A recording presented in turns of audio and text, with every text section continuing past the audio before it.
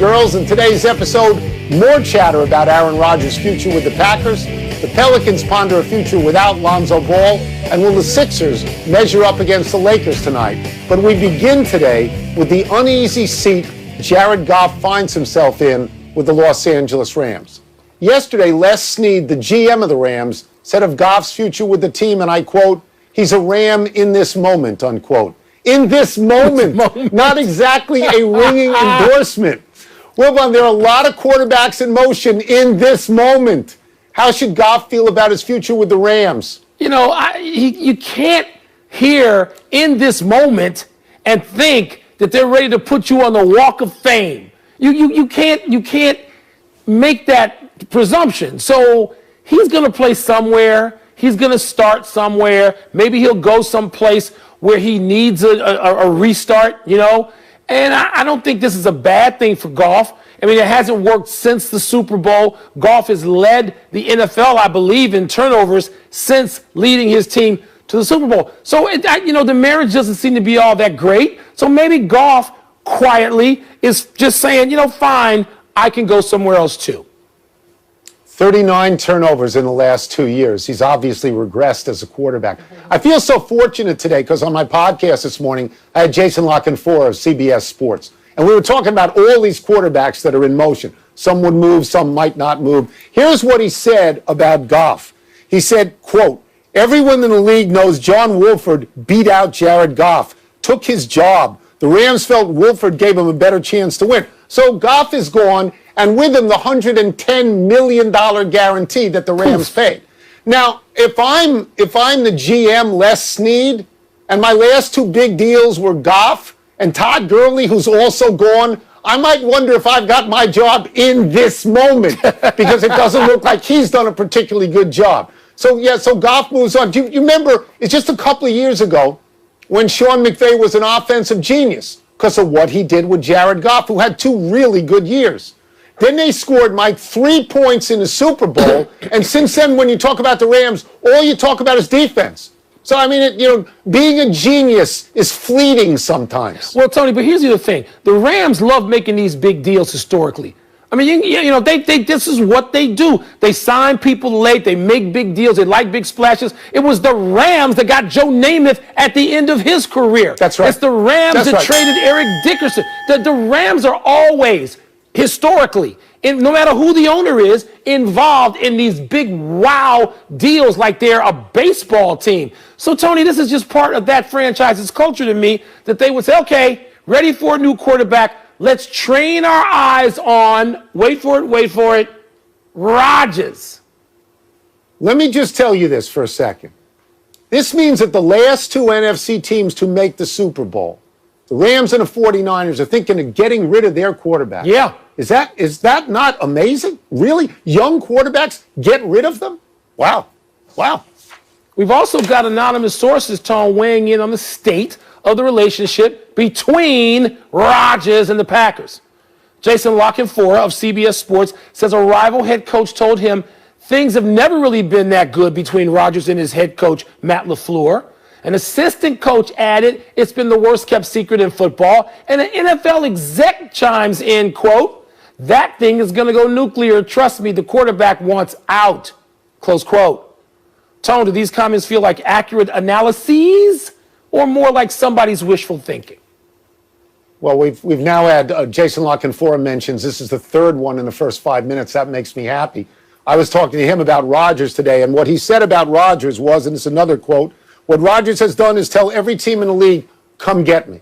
Okay? Now, we haven't heard it from Rodgers because Rodgers doesn't like to answer questions directly. Rodgers likes to speak in code, and we both like him a lot, but he's got a PhD in passive aggression.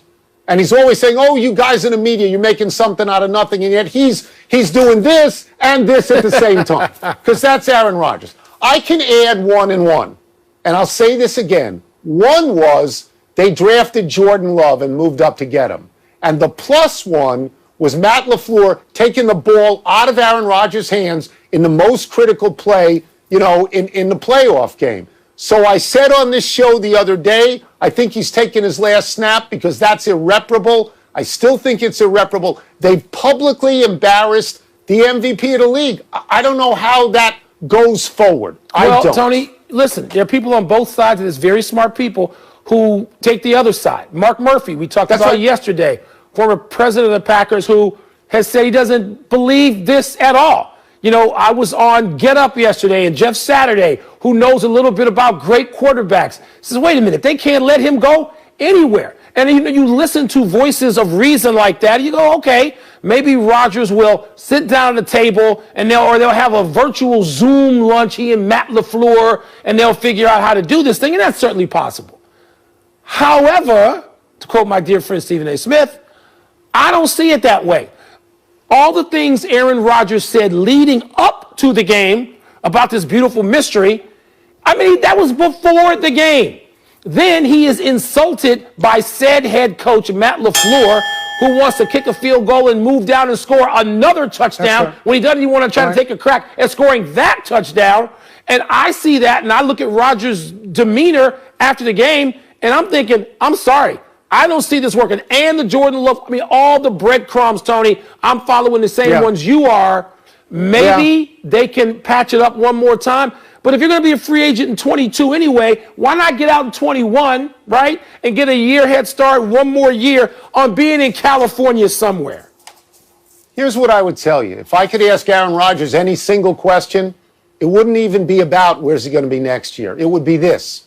Why didn't you run on third down? Yeah. Why didn't you run? I agree with that. Because that changes the arc of the game completely if you run on third down, right? Yes. It does. We move now to an attractive matchup tonight. The Lakers, who are 10-0 on the road, are in Philadelphia to play the Sixers, who have the best record in the East right now. Daryl Morey, who's been running the Sixers for, 5 or 6 weeks, told Stephen A. Smith of ESPN, and I quote, "I think we are championship or bust," unquote. Wilbon, are the Sixers showing you signs that this is their year? Yeah, they're showing me signs that they can play right now. You got Embiid. He's certainly in top 7 or 8 form right now after a few others, but Embiid's having his best season, all right? Ben Simmons is not having his best season yet, but he's on the way there. Ben Simmons not having his best season, still like 13, 8, and 8. Now, if you convince me those guys are fine playing together, and here's why I'm going to disagree with my dear friend Daryl Morey. I would say, wait a minute. The Philadelphia 76ers have a GM who is great at tinkering, who is great at pre-deadline deals to help a team, who is great at off-season deals even when the team is capped out to make a deal and improve the team. Daryl Morey does that. He could do it next year. I don't believe this year is win or bust. They got a couple of years. Even Brooklyn's got a couple of years. I don't see any of the serious contenders being in a win or bust juncture, Tony. Do you? Well, I mean, I want to congratulate your Northwestern boo, Daryl Morey, for doing this to Doc Rivers, for saying to Doc Rivers, in your first year, it's championship or bust. I'm sure Doc's really happy about that. And then you look at this, I understand that we dealt with Brooklyn, whether they were championship or bust. Nobody has ever said this about Philadelphia. Their two big guys are 24, 25 years old? They've never even been to a conference championship. So I don't know what Daryl Morey is talking about. Maybe he ought to say the following quote, "If we don't win this year, I'll quit." Because nobody thinks that they have to win. Nobody, right? Well, maybe this is a way of communicating with the players. I don't know. This is something I can't wait to talk to Daryl about, because there's too many good elements assembled there. Starting in the front office, Daryl Morey, the head coach, Doc Rivers, the two young stars, Embiid and Simmons, and that roster can be tinkered with a bit over the next this season, next season, probably the next season, unless, Tony, there's some fracture between the stars. Now, there had reportedly been that before, doesn't seem to be happening now. I like the Sixers. Look, I've picked the Sixers to win the East this year. I realize Brooklyn's made itself better. I realize Boston and Milwaukee are in the mix. Miami, when they get themselves together and get a little rest for Jimmy Butler. But I'm not running away from Philly, but they don't have to win this year. Quick question, and then we move on, okay? One-word answer. You like the Lakers tonight or the Sixers tonight? I like the Sixers tonight. I know that the Lakers are undefeated on the road. It's fine. And they could sort of expand that and get into, record all-time territory. I said one word. Yes. One word. We're not doing the Sixers, yes. filibuster At in the home, Senate. yes. Let's take a break. Coming up, what's the word for the beef that Russell Westbrook had with your boy John Wall last night? And should the 5 and 10 Pelicans trade Lonzo Ball? What's the word is one word. I was sort of hoping you'd get in the mood because you'd give me one word. You said Sixers. But that was a That's hyphenated fine. sentence. Pardon the interruption. Presented by Toyota.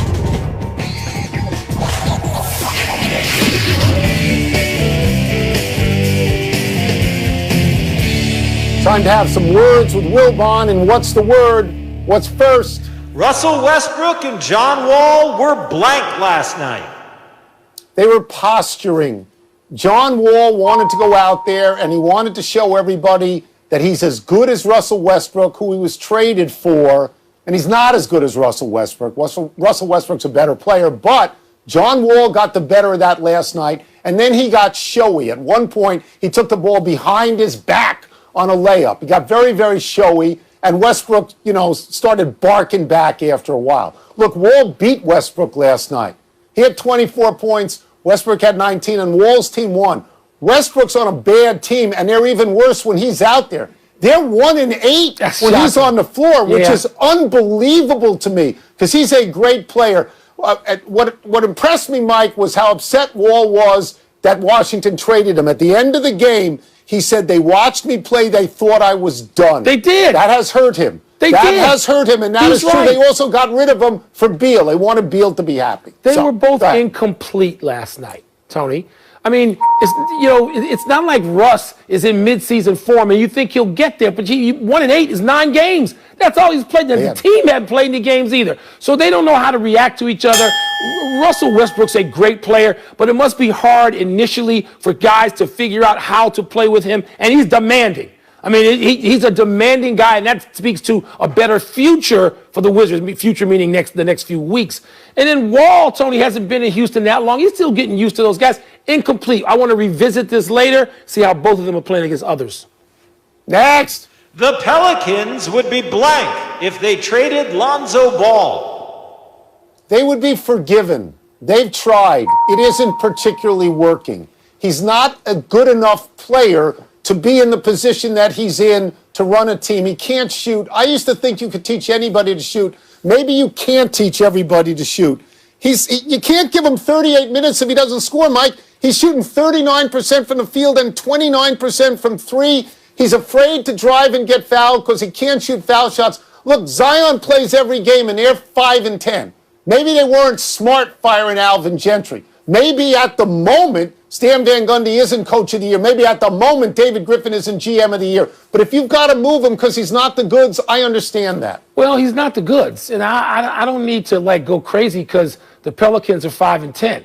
I mean, the Pelicans have growth room. I didn't have them making the playoffs this year. 5 and 10, maybe a little worse than I expected. Maybe I expected, 7 and 8. But Tony, the word you're looking for is net zero. I mean, I don't know that you can trade Lonzo Ball because he's been around long enough now. What is this, his 4th season? He's been around long enough now to, I think, make it so that you're not going to get a great player for him. And so how can you improve the team? So maybe this is a path for younger guards to come up and get some playing time, and that might be a really smart move. But net zero in terms for the short term, what are you going to get for Lonzo Ball at this point? Not a whole hell of a lot. Didn't they trade Drew Holiday? Wasn't he a guy who could play that position? Yes, Drew Holiday played a couple of positions. Let's take one last break, but still to come, will Tennessee's new coach turn around that program? And could Scotty Miller really beat Tyreek Hill in a race? Not in this lifetime. Do I need to say it again? You got one guy as a cheetah, right? Yeah, one guy's not a cheetah. In this lifetime. You want to bet your life? Who you betting on? Your life. I don't know. Toyota. Let's go places. Happy time, people. Happy 62nd birthday, Chris Collinsworth. Everyone knows him as the analyst in the booth next to Al Michaels on Sunday Night Football, the highest-rated sports show. And Collinsworth's very good. Not everyone knows what a good athlete Collinsworth was. He was the Florida 3A sprint champion in high school. He went to UF as a running quarterback. Obviously, his speed and his 6'5" height worked in his favor when he converted to wide receiver, and he became an All-American. He was a second-round pick of the Bengals in 1981, and he made 3 Pro Bowls in his 8 seasons there. Collinsworth played in 2 Super Bowls, losing both times to the 49ers. The second one was Super Bowl 23, the one the Bengals should have won and almost won until Joe Montana broke their hearts by finding John Taylor in the end zone with 34 seconds left.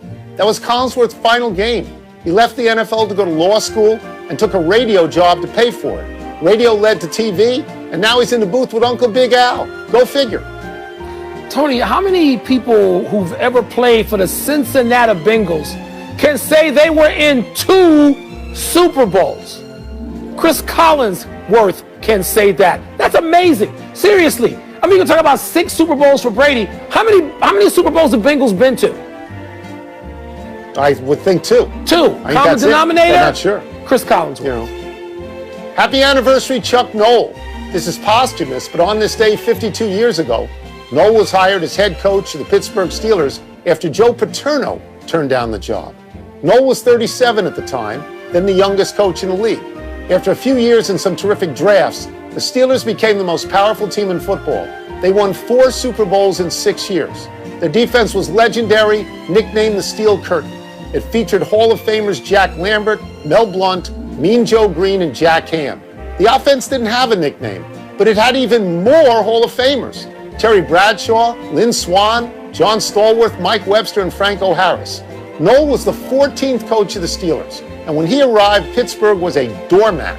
In the 51 years since Noll took that job, the Steelers have had only 3 coaches: Noll, Bill Cowher, Mike Tomlin, all of whom have won Super Bowls. Tony, when we had that conversation about greatest coaches of all time, Noll doesn't get nearly enough mention. I realize at the beginning of that you got Hallis and Lombardi and Shula, and then you have Walsh and Parcells and Gibbs, and you move on, and obviously you have Belichick. But Noll, he doesn't get enough mention. 4 Super Bowls in 6 years. It's amazing what they did in Pittsburgh during that stretch.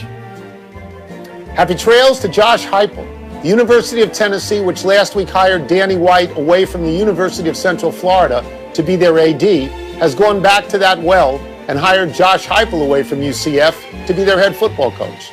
Heupel, an All-American quarterback at Oklahoma, who led the Sooners to the BCS championship in 2000, was 28-8 in 3 seasons coaching UCF, including an undefeated regular season in 2018. Heupel stresses offense. UCF averaged 43 points a game in 2018 and 19. At previous coaching stops as an assistant, Heupel recruited Jordan Love to Utah State, helped develop Drew Lock at Missouri, and coached Sam Bradford in his Heisman season at Oklahoma. Heupel takes over a Tennessee program that is under NCAA investigation. His hiring should put an end to Twitter reports that have Lane Kiffin going back to Knoxville. There was yet another depressing loss in the sports industry yesterday, Tone. We learned that longtime respected NBA writer Sekou Smith died of COVID-related causes at the age of 48. Smith was like you and me, Tone, in that he started off writing at the Clarion Ledger and the Atlanta Journal-Constitution. Stan Van Gundy talked yesterday about how Smith was such a pro's pro. Most recently, Smith was working for Turner Sports, and you could see him and hear him on platforms like Hang Time. I was just on a Zoom eulogy with Smith and a few of our colleagues for sports writer Vaughn McClure in, October. Still not over that. And now we have to deal with the passing of another dear friend and colleague, Sekou Smith. Rest in peace. Omissions today. Jason Witten is retiring again, and Candace Parker is leaving the Los Angeles Sparks to join the Chicago Sky. Let's go to the big finish. Let's do it. Bucks receiver Scotty Miller told Dan Patrick that he could beat Tyreek Hill in a race. Are you buying that? I always tell you I would never go to Vegas on whatever it is. I'd go to Vegas on this every day. Bruce Arians says, hell no, he won't retire if the Bucks win the Super Bowl. You surprised at that? No, he's 68. He's only a kid as far as I'm concerned. No, if you like what you're doing, why would you retire? No.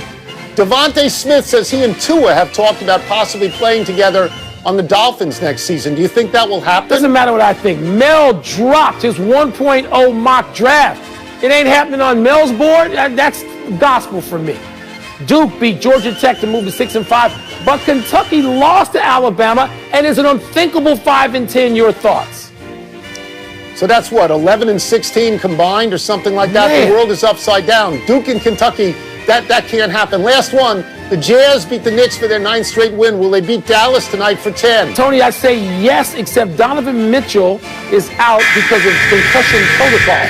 No Donovan Mitchell. I'm going to slow my roll on this one and say Utah might find the end to its streak. Out of time, trying to do better the next time. I'm Tony Kornheiser. What are you holding up? I'm Mike Wilbon. Same time tomorrow, Knuckleheads. You can get the podcast on the